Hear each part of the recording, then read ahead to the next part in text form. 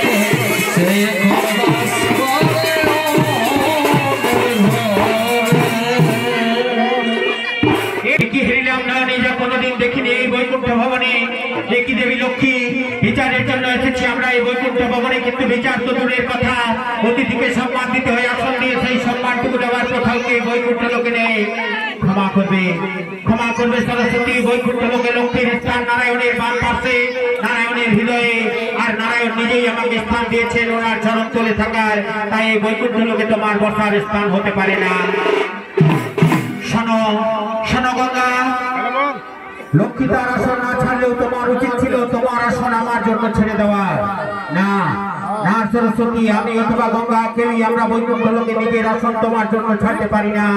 শোনো লক্ষ্মী আমি তোমার কাছে যেতে চাই না, আমি নারায়ণের কাছে যেতে চাই। এই বৈকুণ্ঠ লোকে আমার বসার স্থান কোথায়? না না সরস্বতী তুমি তো এখন নিজেই দেখতে পাচ্ছ নারায়ণ এখন যোগ নিদ্রায় নিদ্রিত, তার এই যোগ নিদ্রা ভঙ্গ করা তোমার মোটেই উচিত হবে না। শোনো লক্ষ্মী যে বৈকুণ্ঠ লোকের অহংকারে তুমি গর্বিত সেই অহংকারের জন্য আজ আমি তোমায় অভিশাপ দিলাম। অচিরে এই বৈকুণ্ঠ ছাড়িয়ে যেতে হবে তোমাকে মর্ত মনে করে, অসুরের সাথে সংসার করিবে তুমি ধরণীর পরে।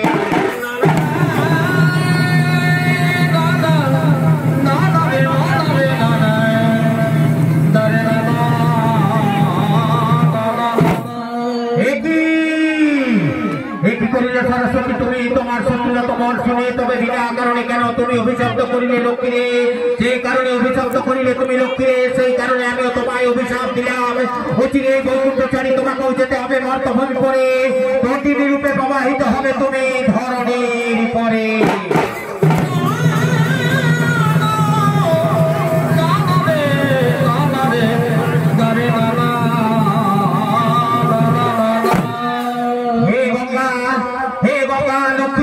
তুমি করিলে বলে অভিশাপ, সেই কারণে আমি তোমায় দিলাম অভিশাপ।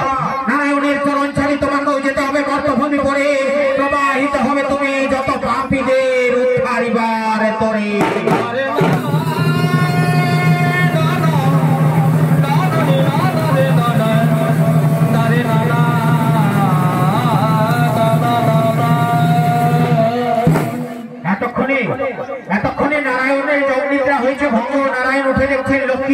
দিত তার আজ বিষণ্ণ বড়। সঙ্গে সঙ্গে নারায়ণ লক্ষ্মীকে বলছে, ভগবধূ বিষ্ণুপ্রিয়া, ভগবধূ বিষ্ণুপ্রিয়া, কিবা হেতু তব এই বিষণ্ণ বরণ, জানতে চাই আমি প্রিয়ে তোমার এই চিন্তার কারণ। ভগপ্রিয় সখামোর, ভগপ্রিয় সখামোর, কি কহিব তোরে, যোগ নিদ্রায় ছিলে তুমি সিংহাসন উপরে, সরস্বতী অভিশাপ করি গেলাম মরে, মর্তভূমে জন্ম